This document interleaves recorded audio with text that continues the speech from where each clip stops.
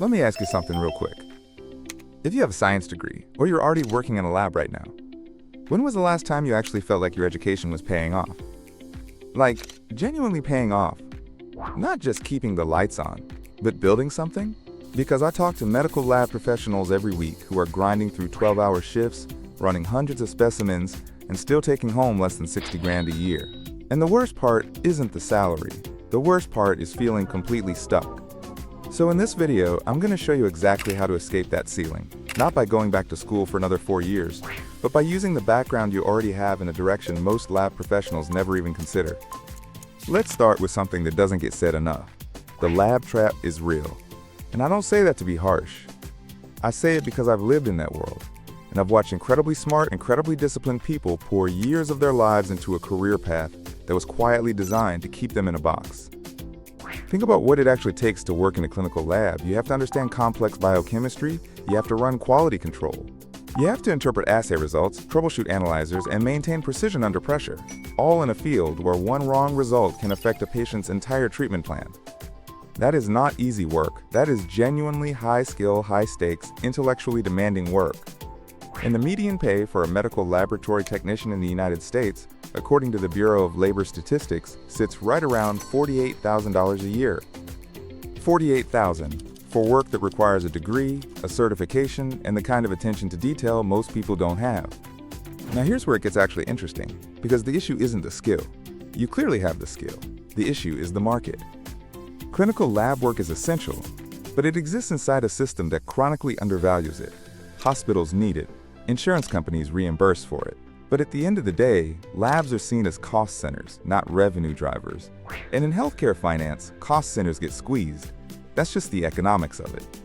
Which means, no matter how good you are, no matter how many years you put in, the ceiling on your compensation is basically baked into the structure itself. So the question isn't, how do I get better at my lab job to earn more? The question is, what else can this foundation actually build? And that's actually what makes the next part so important. Because there's a pivot that's happening inside the healthcare workforce right now, and most lab professionals are missing it entirely. Medical imaging is facing a staffing crisis. The ARRT, the American Registry of Radiologic Technologists, has tracked consistent shortages in advanced modalities for years. MRI in particular has some of the highest demand-to-supply gaps in the entire allied health space. Hospitals, imaging centers, and especially travel staffing agencies are competing hard to fill these roles. And here's what makes this so directly relevant to you specifically. MRI is a field built on the same science you already know. Proton precession, magnetic resonance, radio frequency pulses. This is applied physics and biochemistry. When you understand how molecules behave in a magnetic field, you're not learning something foreign. You're speaking a language your brain already partially knows.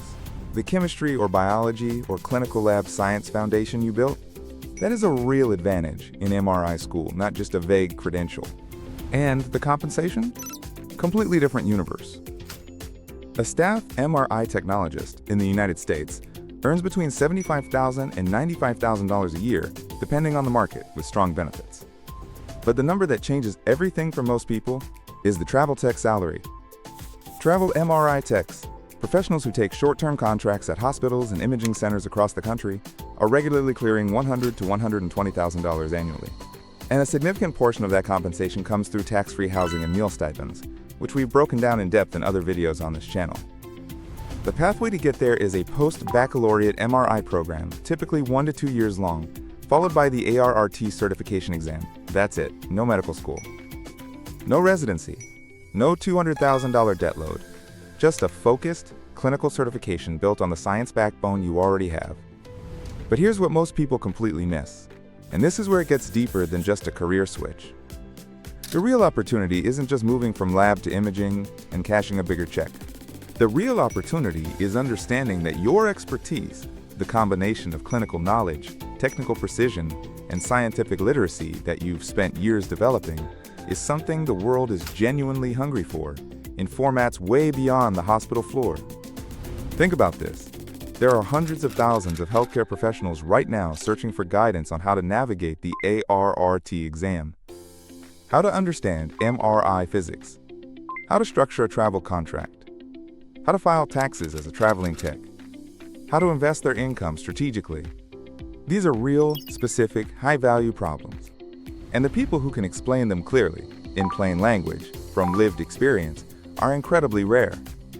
That's the shift that's happening at the intersection of healthcare and the creator economy. Medical professionals with real credentials are building digital platforms, YouTube channels, newsletters, online courses that generate income by answering the questions their peers are asking every single day. And because the information is specialized and credentialed, it commands attention in a way that generic finance content simply cannot. Now, I'm not saying every lab tech should go start a YouTube channel tomorrow. That's not the point. The point is that the asset you're sitting on, the scientific literacy, the clinical experience, the understanding of how healthcare actually works from the inside, that asset has multiple paths to monetization, and most professionals are only ever shown one of them. You can move into MRI and dramatically increase your clinical earning potential. You can go the travel route and add tax-advantaged stipend income on top of that. You can specialize further MRI safety officer, lead tech, clinical educator, and layer in additional compensation.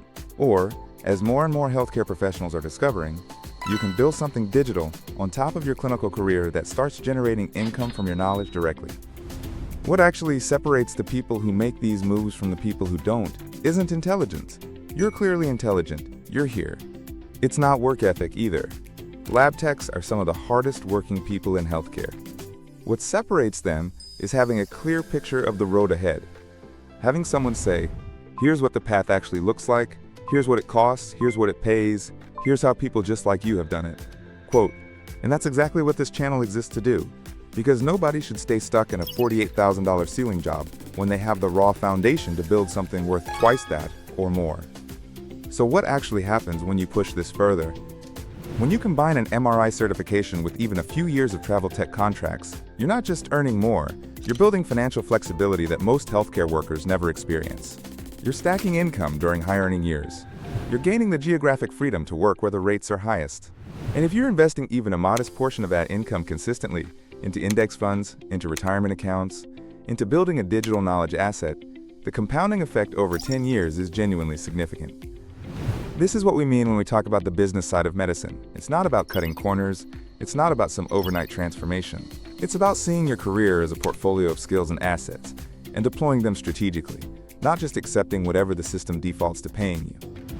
The lab trap is a real thing, but it is not a life sentence. And the exit ramp is closer than most people realize, especially when you already have the scientific foundation that makes the transition make sense. So here's where I'll leave you. The big takeaway from everything we just covered is this. Your science background is not the problem, and it's not holding you back. The path you were originally pointed toward was just a narrow one. MRI offers a legitimate, credential-backed way to revalue your expertise at a much higher level. Travel tech contracts add a layer of income flexibility that most healthcare workers never access, and the digital knowledge economy is wide open for credentialed professionals who are willing to show up and share what they actually know. Now I want to hear from you. What's the biggest thing holding you back from making a move like this right now? Is it the time commitment of going back to school, the uncertainty of travel, or something else entirely? Drop it in the comments.